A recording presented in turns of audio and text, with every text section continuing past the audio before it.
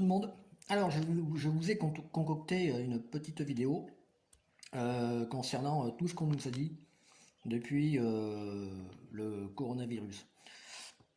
C'est-à-dire tout ce que les politiciens nous ont raconté. Alors vous allez voir, ça pourrait être presque rigolo, hein, entre les contradictions, les quelques petits mensonges.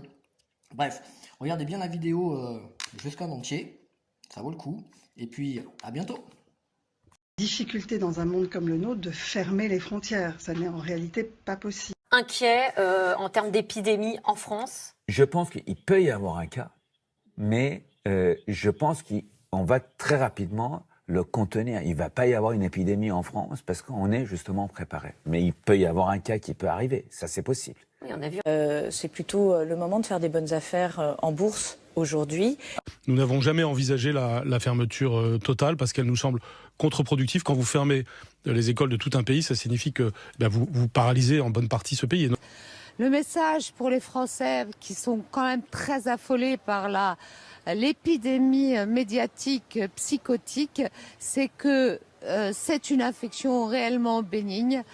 On est parfaitement organisé dans les systèmes hospitaliers. D'arrivée, on ne va pas fermer toutes les écoles de France, comme quand il y a une épidémie de grippe en France, on ne ferme pas toutes les écoles de France. De personnes. Mais ils peuvent sortir pour aller faire leurs courses. Et franchement, s'ils peuvent sortir pour aller faire leurs courses ou pour faire une promenade, on ne voit pas pourquoi on leur dénierait le droit d'aller voter, ce qui est quand même... Vous êtes inquiet, vous, personnellement? Non. Non, je suis absolument pas inquiet. Bon, c'est un virus de plus. On le dit souvent, c'est une forme de grippe. Je suis pas très inquiet parce que... La prise d'importation de cas depuis Wuhan est modérée. Il est maintenant pratiquement nul puisque la ville, vous le savez, est isolée. Les risques de cas secondaires autour d'un cas importé sont très faibles et les risques de propagation du virus dans la population sont très faibles. Pas de risque de pénurie de masques? Non, il n'y a pas de risque de pénurie. D'abord, pour les masques dits chirurgicaux, les bleus un peu plissés, en fait, on a des stocks d'État qui ont été réalisés dans des mandatures précédentes, donc ils sont renouvelés, on les a, et on les déstocke progressivement pour s'assurer d'un bon achalandage. Nous devons aujourd'hui éviter deux écueils, mes chers compatriotes. D'une part, le repli nationaliste. Ce virus, il n'a pas de passeport. Ces masques donc, ils sont livrés très régulièrement et les personnels des EHPAD font partie des personnels cibles. Mais vous reconnaissez qu'il en manque? Les personnels soignants dans les hôpitaux. Et le ministre de... Non, je ne reconnais pas qu'il en manque. Le ministère... J'ai fait la tournée des pharmacies à côté de mon cabinet. Ils n'ont rien reçu, tous les jours. Ce qui est insupportable pour les médecins, qui sont des scientifiques, c'est les promesses non tenues.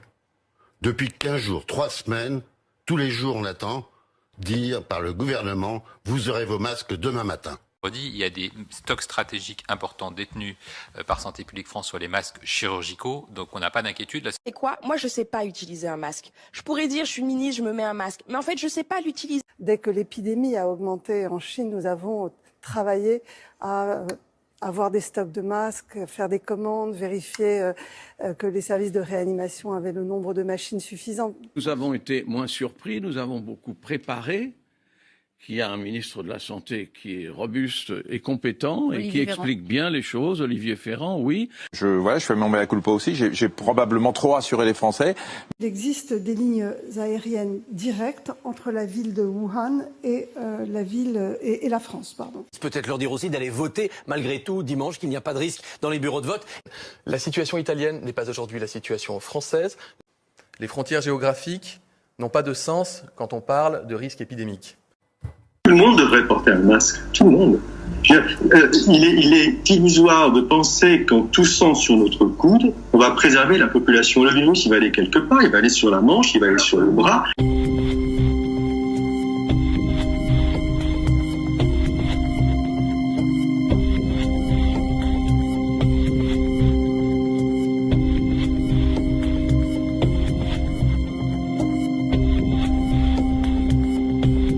Emmanuel Macron ne veut pas fermer les frontières françaises parce qu'il donnerait du grain à moudre au Rassemblement national. L'Allemagne va fermer lundi, demain donc, ses frontières avec 3 pays, dont la France. L'Italie a pris pour une raison qui n'est pas une raison qui aujourd'hui s'impose à la France, c'est que l'Italie fait face à une très grande détresse de son système hospitalier. L'Italie fait face à un raz-de-marée de malades dans les hôpitaux. L'Italie n'a peut-être pas le même système hospitalier que nous à la base et se retrouve aujourd'hui dans une difficulté pour offrir des soins de qualité à tous les patients dans les bonnes conditions. Nous avons appelé le 3919, Madame Schiappa, qui nous a confirmé que le service était fermé en raison de la pandémie. Donc, c'est pas vrai, vous avez eu un disque. Ah si, c'est vrai, on a fait le test, on a appelé nous-mêmes, donc ça je vous confirme que c'est vrai. Alors peut-être que c'est momentané. Oui, pourquoi on ne l'a pas anticipé? En sachant ce qui s'est passé en Chine, ce qui s'est passé en Italie, pourquoi on ne l'a pas anticipé? Je le demande. Messieurs les ministres, Monsieur le Président. Si vous portez un linge, que vous êtes face à une personne malade, qui vous postillonne dessus, que le linge est imprégné de virus, vous allez remettre le linge, vous allez vous en mettre sur les doigts, et après, vous allez toucher votre visage une fois par minute, comme n'importe quel Français. Si nous avons l'accès à des masques, nous encouragerons effectivement le grand public, s'il le souhaite, à porter des masques, en particulier ces masques alternatifs qui sont en cours de production.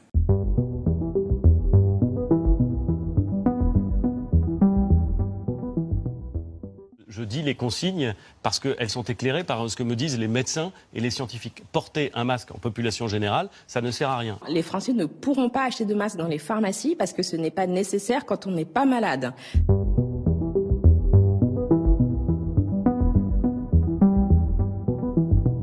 We must preserve medical, surgical and respirator masks for our frontline workers.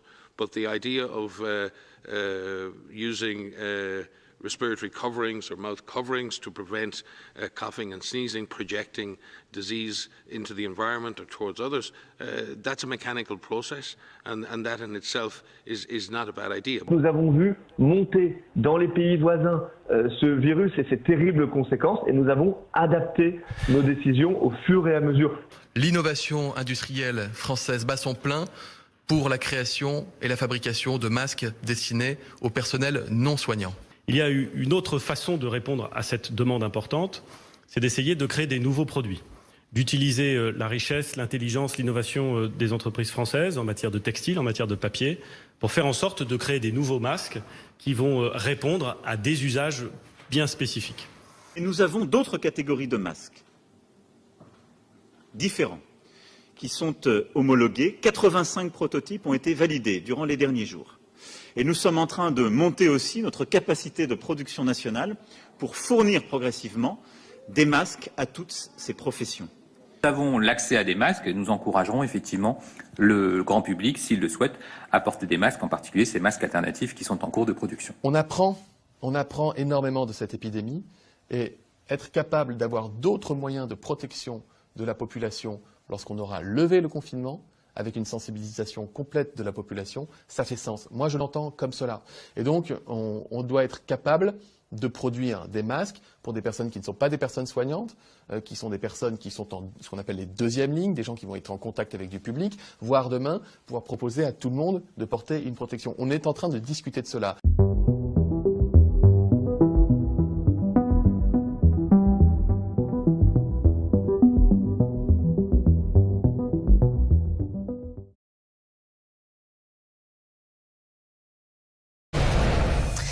Bonjour à vous, merci d'être en direct avec nous sur RT France. Alors d'abord, quels sont les arguments que vous comptez faire valoir contre Édouard Philippe et Agnès Buzyn? Les arguments qu'on a fait valoir sont relativement simples.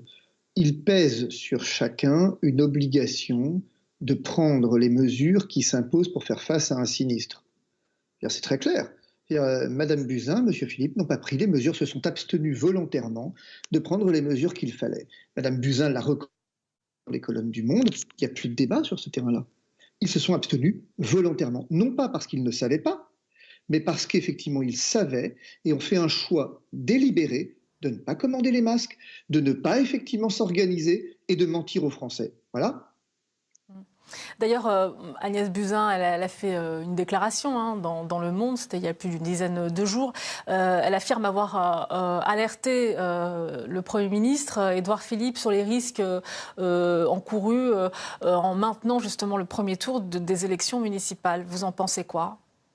Je pense deux choses. Je pense que nous avons perdu la raison d'État. On a perdu la raison d'État dans ce pays.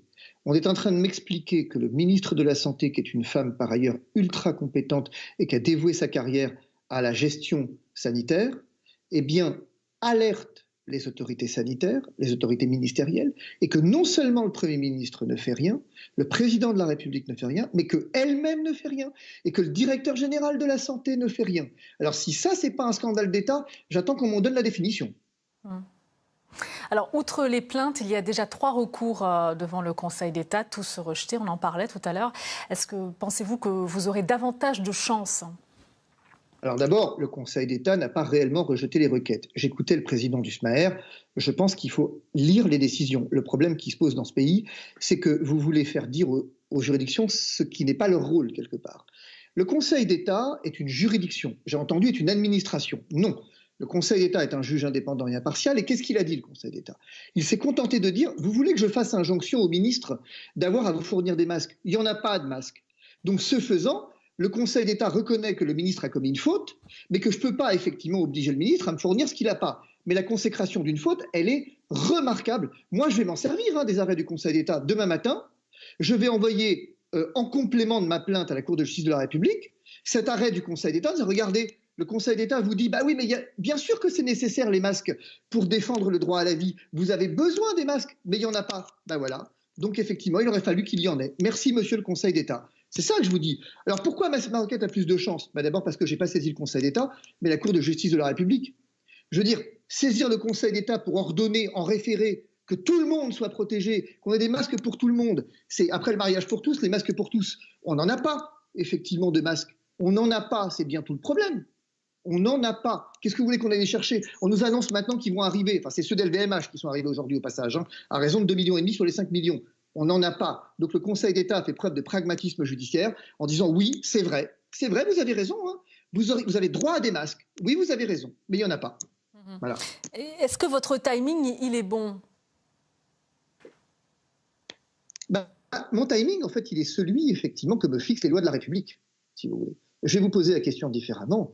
Est-ce que, si j'ai vu que des pharmaciens, là, ont été accusés d'avoir vendu des masques, que sais-je, de manière illégale, ou qu'ils ont commis une infraction pénale, le parquet ne s'est pas posé la question de savoir s'il attendait la fin de l'épidémie pour les poursuivre. Le temps de la justice, il est effectivement le temps de la justice. Ce qui est en confinement aujourd'hui, c'est les populations, c'est pas le droit. Si le président de la République ou si le ministre de la Justice souhaitait qu'on interrompe les plaintes pendant le temps du confinement, il avait qu'à le dire. Mais moi, je suis citoyen de la République et à ce titre, mes clients également, on utilise l'état de droit et l'état de droit dit qu'à n'importe quel moment, on a le droit de déposer une plainte et donc il n'y a pas de temps favorable, sinon celui que me fixe la loi. Et plus globalement, le regard que vous portez sur la gestion par le gouvernement de cette crise sanitaire? Alors le regard que je porte, il est le suivant. C'est que ça témoigne de 2 choses. Ça témoigne qu'effectivement la politique a envahi toutes les sphères de l'État et que ça devient un véritable problème. Ce gouvernement a fait semblant de regarder ailleurs pendant que la maison brûlait. L'année dernière, c'est Notre-Dame qui brûlait quasiment à la même époque. Cette année, c'est le pays tout entier qui brûle. Et de la même façon qu'on n'a pas été capable d'anticiper le moindre incendie de Notre-Dame par des mesures de protection ad hoc, on l'a vu l'année dernière, on n'est pas capable effectivement d'anticiper une épidémie qui nous pendait au nez.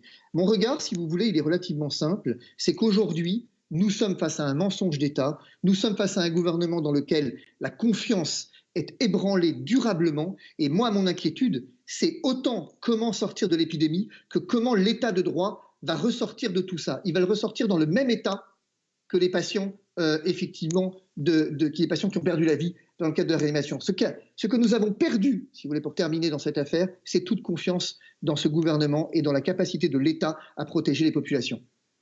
Un gouvernement qui s'appuie, on le rappelle, et il le rappelle très souvent d'ailleurs, sur un comité scientifique.